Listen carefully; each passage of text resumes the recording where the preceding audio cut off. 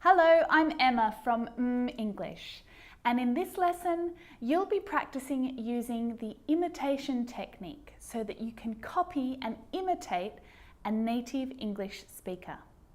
Now, you might have already practiced using my imitation technique, but if you haven't, don't worry, I'm going to briefly explain it for you right now. So why is the imitation technique a good way to practice your English speaking skills? Because you'll be learning the correct pronunciation, you'll also be learning the right intonation, rhythm, stress, pause, all of these things that are important to communicating your message in English. It's not just about the words in English, it's about how you say it. And it's such an important part of the way that we communicate in English. The imitation technique is going to help you study and practice that so that you can sound more natural when you speak English. Practicing with the imitation technique is really quite simple. There are 3 steps involved. The first step is to just listen. Listen to a native speaker as they explain a story or they give some details about something. You're listening to the sound of their voice, getting used to their accent, listening to the rhythm and the intonation that they're using. Are they really excited when they're speaking? Or are they upset?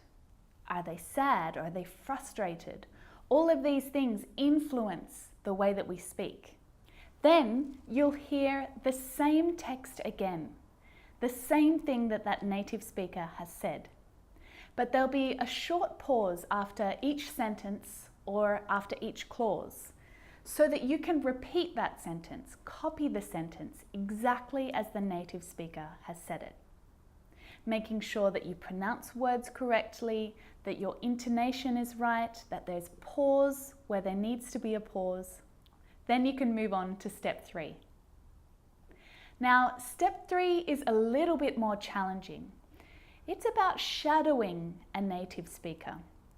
Now, shadowing is another level up from imitation.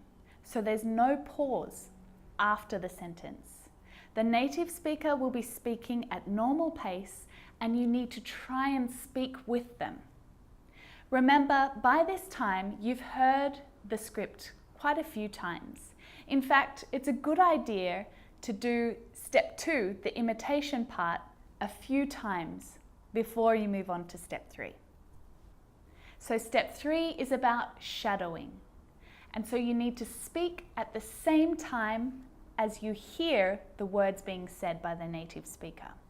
Now, this is a challenging task. It's hard to do, even for a native speaker. But the point is not to get every word exactly right.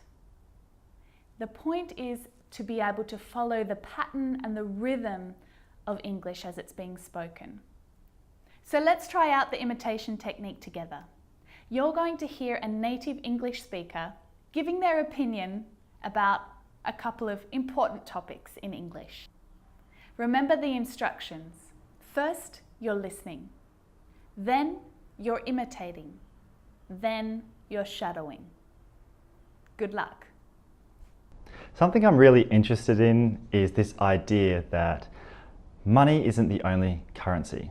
Do you know what I mean? Okay, so what I mean is like income or the money that we earn, well, you can actually sort of trade that or exchange that for other currencies like the ability to have more time or the ability to be more mobile.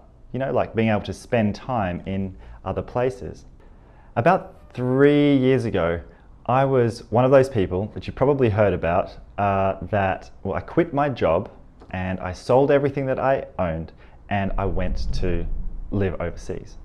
Now, I did it because I really wanted to get more time in my life so that I could build a business that I could work on from anywhere and essentially build that business while I was traveling. Now, I definitely knew that I'd have to give up a big chunk of income to be able to do that. In fact, I think in my first year, I actually took a pay cut effectively of something like 80% of the salary that I was on as an employee to what I was able to generate as a freelancer. I also moved to Vietnam, which I chose deliberately because even on such a limited income, you can live really comfortably there. So by comfortably, I mean like I stayed in a serviced apartment, I ate out every night. So in that whole time while I was there, I never had to make my bed, I never had to clean my room, I never had to wash my clothes, and I never had to cook a meal. You can imagine how much extra time that you get back into your life if you don't have to worry about doing those things every day. It's awesome. What about you? Do you ever think about this kind of stuff? So how was it? Did you learn some new words? Did you practice your expression and your intonation to sound excited or interested or passionate? There are many more videos here that you can use to practice English with the imitation technique. So I hope you enjoy them, and I hope to see you again very soon. Bye for now.